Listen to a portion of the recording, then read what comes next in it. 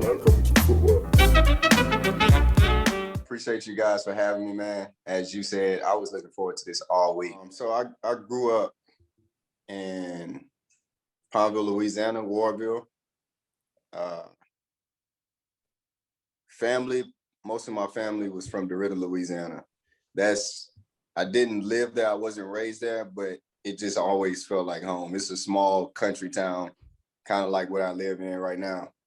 But Pineville, Warville was like, it was a twin city with Alexandria.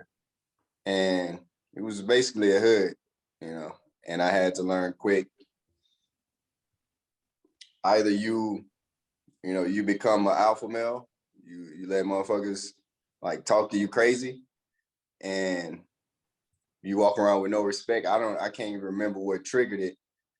Or you become the guy who nobody wants to mess with. Not necessarily meaning you go around, fight everybody, or, trying to prove a point, but you just show you stand your ground. And that's where I was from, and that's where I was raised. I moved to Houston right after graduating high school. Now Houston, that feels like home to me. I would rather be in no place but Houston. I'll go visit Louisiana, but Houston is home. Houston's home, okay. Right. Yeah. I guess you could say, I'm not even gonna say I guess. I grew up in a dysfunctional family. I hate to say it, 90% of, African Americans grow up that way, to where it's a dysfunctional family where the father's not there, the mother's not there. But growing up for me, my father, he couldn't physically be present until I turned about 14. He was in prison from the age of maybe 4 to 14. So the time I did see him, I would go visit him in prison. And crazy thing is, even when he was locked up, I always felt connected to my pops. It was like I could feel him no matter where I was. My mother, she lived in a women's shelter. She lived in a women's shelter till I was about age 11, 10 or 11. I lived with my grandmother in the meantime. My grandmother, on my father's side, she was taking care of myself, my uncle, and also my pops, helping him get what he needed while he was in prison. My grandmother, she was a janitor. She worked at a group home, and, she would do some illegal stuff, sell drugs here and there, some marijuana, nothing crazy on the deep end, but sell weed here and there just to make ends meet. But for me, in that younger age, my uncle was kind of the person to teach me or give me a gift to keep me away from the streets or making the same decisions that they did by giving me a basketball. I was maybe 5 years old. He gave me a basketball, told me stand here, dribble side to side. I fell in love with it. I would play basketball from like 8 a.m. to 7 p.m. I wake up, get my basketball. We were so poor, I was wearing old pair of my mother tennis shoes. I would grab her tennis shoes, a pair of jeans that was probably too small, and a basketball, and dribble all day from morning to night. And that really led my childhood. So at that point, I was like, okay, I really got to do something different. I'm not going to be like these guys. So I would purposely, when I say I had a strong Louisiana accent and it was very hood, you probably couldn't understand much of what I was saying. I made a decision that I was going to, one, be the person that I was looking for my whole life, that I only saw on TV. Like, I had no role models, none that I wanted to be, like the right. Denzel Washington, the black men who were professional, had a healthy marriage, treated their families right, good financial situation. I hadn't seen that. So I decided I was going to make myself that. I didn't know what it looked like. The only person I saw was Chris Paul. He had a decent haircut. He spoke proper. And he dealt with people well. I'll be honest, that was the first person. So I was like, okay, first thing I need to do is stop getting tattoos. My first tattoo I got when I was 13. Stop getting tattoos. Start getting, decent haircuts and be consistent with it. I used to get designs all over my head, a bunch of stuff. So cleaned up my look. I had to Google. When I tell you I was Googling different attires to wear, I would Google what's appropriate to wear to a Wow. freaking movie date. What's appropriate to wear on a regular day? Yeah. I would Google this stuff. I was Googling how a man should treat a woman on the first date. how I would treat a woman on the first date was not what they were saying. So I had to really create who I was now, like intentionally. When I would speak to people, they wouldn't know I was really good. I was having a conversation in my head while they were speaking to me.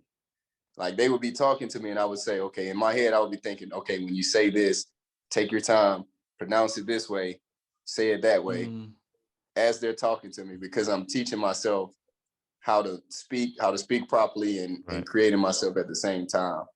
But shortly after that, get to college, I get a good rhythm, you know, and my sister was murdered. So then my mom, she had to take care of my niece and nephews. So initially it didn't, and I'm being honest with you, it didn't bother me as much because I had been through so much at the time, man. I'm skipping so much stuff. I had been through so much at the time that I was emotionally numb. Like I didn't feel much.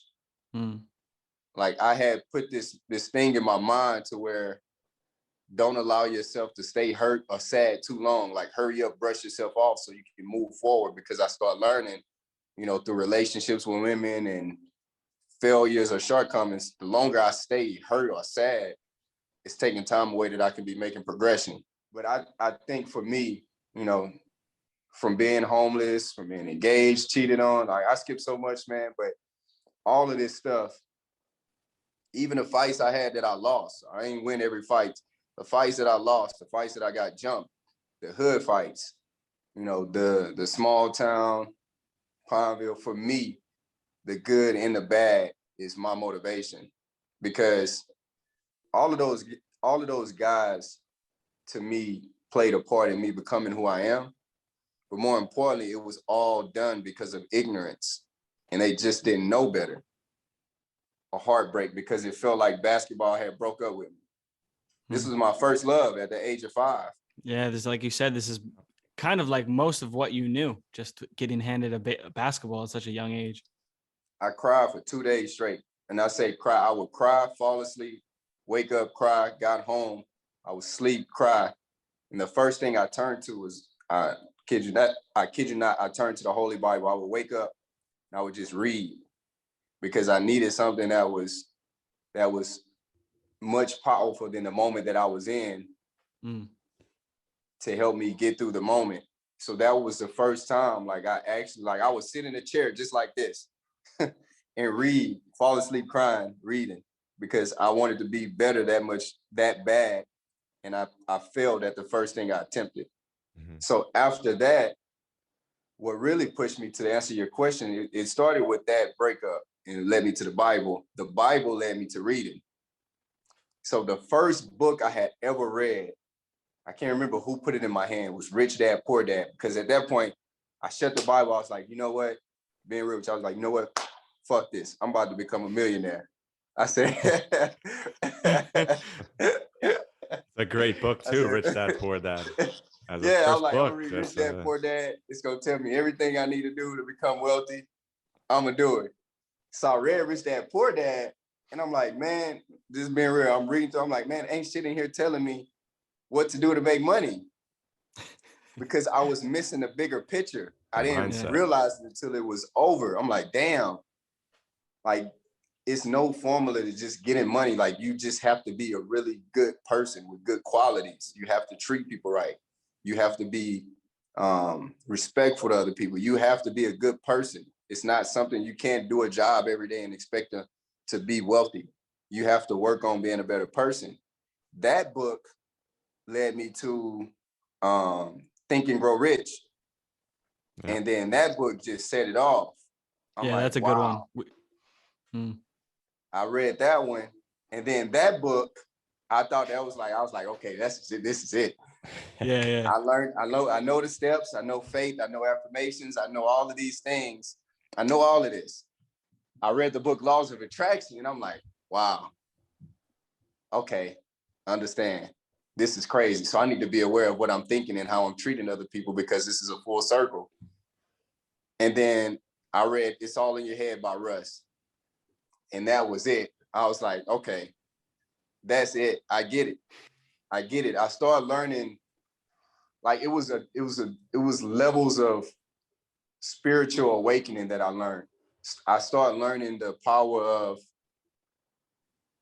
the internal self and instead of external, everything that I see physically. So yeah, so Charly Mike is military alphabets, the letters C and M, but the letter C and M combined stands for continuing mission. So if you're in like a combat setting, according to military terms, and you tell someone, you know, or a scenario is the truck tire catches on flat and you have to get to a location. Well, somebody over the mic might tell you, okay, leave the truck, Charly Mike. That means you have to continue this mission. I don't care what happened right now. Mm-hmm. So the brand Charly Mike stands for continue your mission. So I'm living the example. I've been living it my whole life, and that's why it rung and it hit different when I chose it. Everybody can relate to it. If you have a goal set in mind and you're really pursuing it without quitting and you're really trying to make it happen, you're going to deal with so much shit. You're going to deal with people who don't believe in you. You're going to deal with backstabbers. You're going to deal with bad relationships. You're going to deal with people who claim that they're supporting you and don't. You may have you're going to deal with everything. But until you get to a point where your mind is set like, and this is what my mind is, I will die pursuing this shit until it happens. Like I really have my mind set on it so much that if I die running on a track because I'm pursuing some goal for Charly Mike, I'm dying on the track, I'm dying happy. Because when I die pursuing my purpose. And that's actually something new I actually been implementing, to be a go-giver, to learn to be at service. Like not to be a go-getter, but to be a go-giver. What am I giving other people? You know what I'm saying? Like, what am I giving back? Because I know how the universe works. If I'm not giving it, I'm not going to get it. Yeah. Just like 100%. I wanted this. Yeah, I wanted this. I'm just using that example. I wanted this woman. I had to make sure that I was what I was looking for. Because she wants what she's looking for. If I'm not it, I'm not going to attract it. If I'm not giving it, I'm not going to receive it. The hardest part is for people to remove their emotions. Because even with failing, when I learned this, man, stuff started clicking. Like I've learned to, when I fail, if someone fails, it's not the actual failing that keeps them down. It's them if it's right when they fail, they make a decision in their mind like, damn, I'm sad because this didn't happen. Versus you catching yourself when you come up short, not failing. Whoever made the word failing is an asshole. When you fail and you come up short, you catch yourself and be like, okay, this was a lesson. What was I supposed to learn? Because obviously I'm not prepared for what I'm asking for. So what in this area did I come up short of?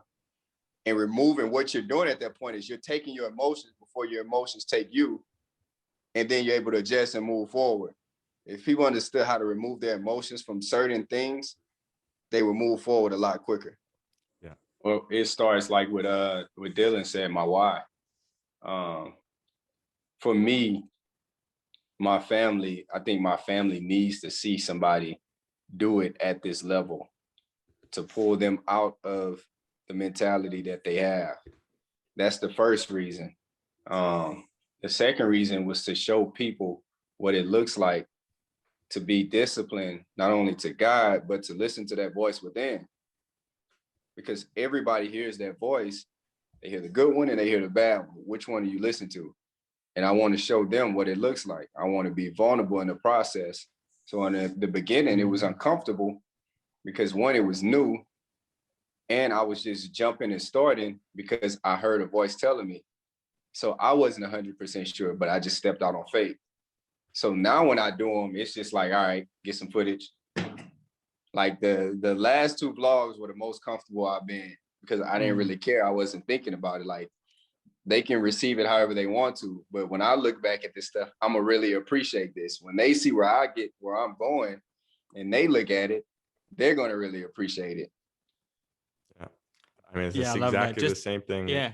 with this. Just to bring it back to us. Yeah. I mean, like just in the beginning when we were doing episodes, Michael, it was like we were just so overly critiquing ourselves and like worried about how people would like get this sentence if we said this word wrong or this joke Yeah. didn't come across as funny. But it's like then we're really not being true and we're not giving a true message out. So And you can feel it. I would say first, man, slow down. I would tell myself, slow down. You have nothing to prove to nobody. I think that was a big thing. The first thing I would tell them, you have nothing to prove to anyone here. You don't have to fight 12 people. You don't have to be hard. Slow down. Figure out what you really want in life. Make a plan. Seek mentorship. And do it. And then from there, the biggest lesson I learned, I would tell them, if you're not feeling these things, then you're not moving in the right direction. If you don't feel discomfort, if you don't feel fear, if you don't feel a tad bit of pain, that means you're moving in the wrong direction. But when you start feeling one of those, that means you're moving in the right direction. Amazing. Mic drop. I felt that one. Ooh, okay. Yeah, definitely. But it's funny you say that because right now, like when I meditate, I reflect back. Like it's almost like the kid me is a different person. Like it's some kid I got to protect. And I reflect back, and that's also motivation. And then I visualize future Mike. So it's two different people I'm visualizing. I visualize future Mike. And when I visualize future Mike, and it's like he's telling me like, hey man, please don't let me down. Like, please don't. We let go of the basketball dream. I don't need you. Please don't walk away from this. Footwork is sponsored by ourselves. Also, Kong Fitness and Merchant Designs, baby. Follow us on Instagram at footwork_podcast. Twitter is at Footwork Podcast. YouTube and Facebook, just check out Footwork Podcast, search it. Email us if you need anything, any questions at footworkpodcast@gmail.com. And remember, plug, pass. Tell your parents, Amazon delivery guy, mailman, I don't know who, just tell them. Like, subscribe, review, all of it helps. Danke.